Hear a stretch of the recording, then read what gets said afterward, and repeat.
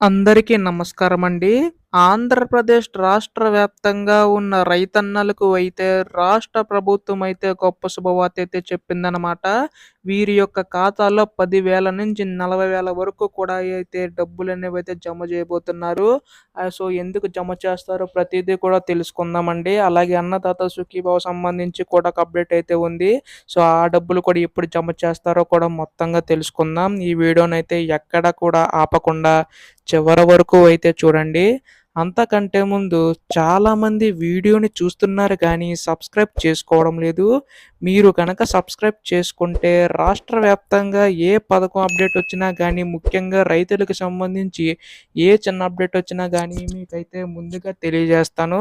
అందుకోసం వెంటనే ఛానల్‌నైతే సబ్స్క్రైబ్ చేసుకోండి. ఇంకా ఆలస్యం చేయకుండా వీడియోలోకైతే వెళ్ళిపోదాం. ఆంధ్రప్రదేశ్ రాష్ట్ర వ్యాప్తంగా ఉన్న రైతులకైతే రాష్ట్ర ప్రభుత్వం గొప్ప శుభవార్త అయితే చెప్పిందనమాట.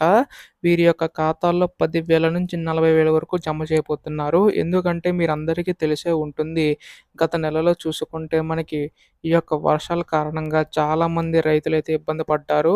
అయితే దీనికి సంబంధించి ఈ నెలలో చాలామంది రైతులు ఇబ్బంది పడ్డారు కాబట్టి వారికి ఇన్పుట్ సబ్సిడీ పథకం ద్వారా 10,000 నుంచి 40,000 వరకు కూడా అయితే వారి యొక్క ఖాతాలో జమ చేయబోతున్నారు. దీనికి సంబంధించి కూడా ప్రభుత్వం 278 కోట్లయితే విడుదల చేయబోతుందండి.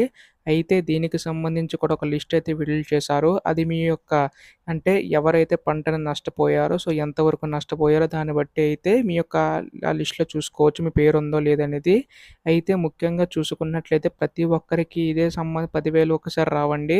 ఇక్కడ ఎలాగంటే ఇక్కడ పంట నష్టపరిహారం కింద పంటను బట్టి అయితే ఇస్తారు. టమాటా సంబంధించి కానీ, లేదంటే పత్తి విత్తనాలకు సంబంధించి కానీ, లేదంటే ధాన్యం సంబంధించి కానీ అవన్నీ తెలుసుకొని అప్పుడు దానికి సంబంధించి ఎంత నష్టం వాటిల్లిందో అధికారులు చర్చించి డిస్కస్ చేసి అప్పుడు ఆ యొక్క పంట నష్టపరిహారం కింద మీకు డబ్బులనేవైతే జమ చేసే అవకాశం ఉందండి. అయితే ఇది మనకి ఈరోజు నుంచి అయితే ప్రారంభం కానుందనమాట. ఇది మనకు ఒక వారం రోజుల పాటు కొనసాగే అవకాశం ఉంది. ఒకేసారి కాకుండా.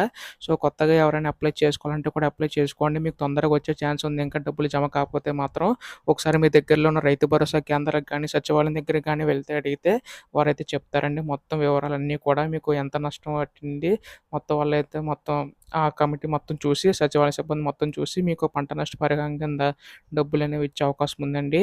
అయితే ఇక్కడ ముఖ్యంగా చూసుకున్నట్లయితే అన్నదాత సుఖీభవ సంబంధించి ఎప్పుడు డబ్బులు జమ చేస్తారని చెప్పి చాలామంది రైతులైతే ఎదురు చూస్తున్నారండి.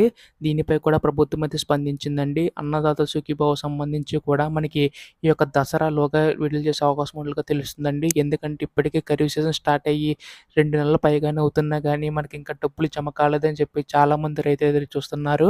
అటు చూసుకుంటే ఏటా రూ. 20,000 ఇస్తామని చెప్పేసన్నారు. రాష్ట్ర ప్రభుత్వం తరపున 14,000 కేంద్ర ప్రభుత్వం తరపున రూ. 6,000 చొప్పున అయితే ఇచ్చే అవకాశం ఉందండి. దీనిపై కూడా రాష్ట్ర ప్రభుత్వం అయితే ముందు డబ్బులు విడుదల చేసే అవకాశం ఉందండి. సో, దీనిపై ఏ అధికార ప్రకటన వచ్చినా గానీ మీకు వెంటనే తెలుసుకోవాలనుకుంటే ఛానెల్‌ని సబ్స్క్రైబ్ చేసుకోండి. ధన్యవాదములు. జై హింద్.